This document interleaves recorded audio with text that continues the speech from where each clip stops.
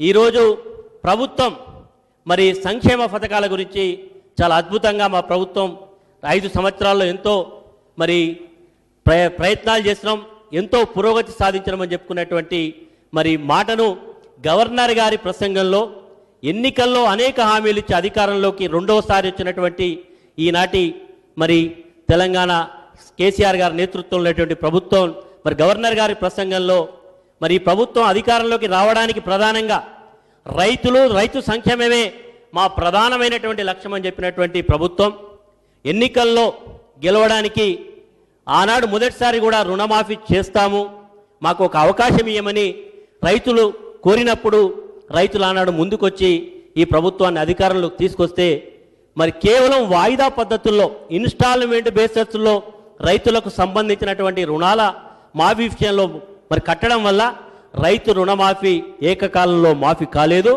దానివల్ల రైతులకు అందాల్సినటువంటి రుణాలు కూడా బ్యాంకర్ల నుంచి అందలేకపోయింది.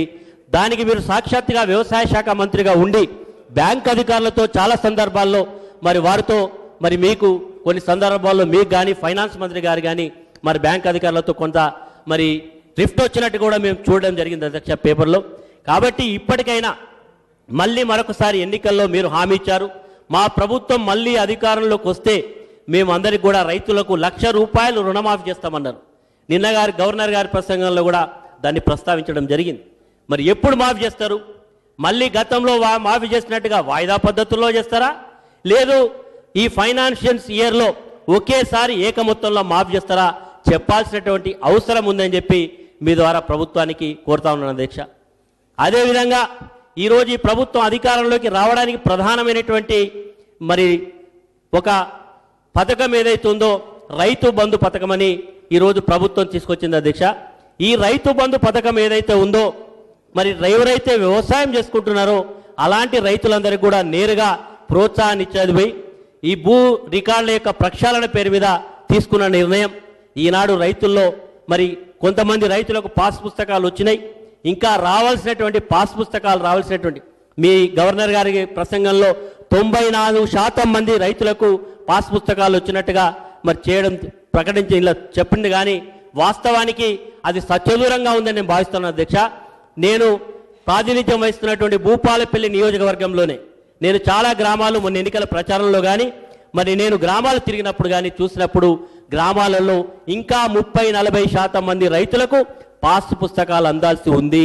అదేవిధంగా రైతులకు సంబంధించినటువంటి మాట మిత్రులు సీనియర్ శాసనసభ్యులు కూడా వారు ఒక మాట మాట్లాడుతూ మీ గవర్నర్ గారు అన్నారు అధ్యక్ష.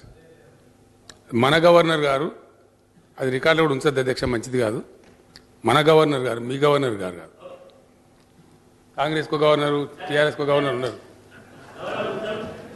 గౌరవ ముఖ్యమంత్రి గారు చెప్పిన దాన్ని నేను ఏకీభవిస్తున్నాను అధ్యక్ష.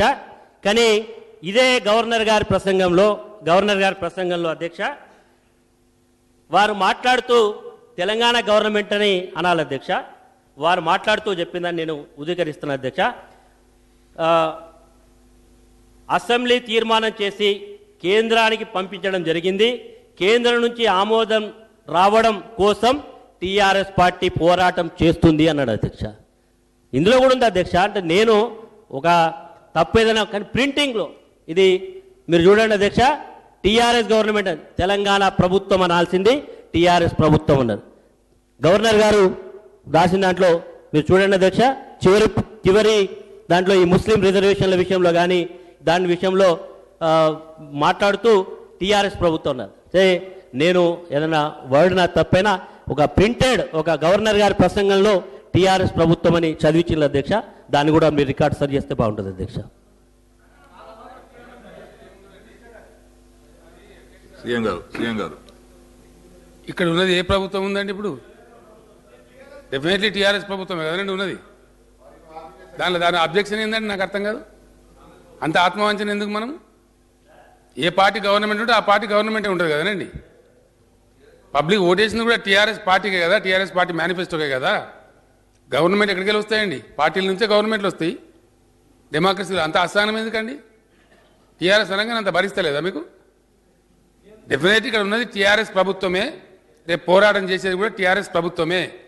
అందులో ఏం తప్పలేదు అధ్యక్ష, అదే విధంగా రాస్తాం, ముందు కూడా రాస్తాం. డెమోక్రసీలో రాయకపోతే తప్పండి, రాస్తేనే కరెక్ట్.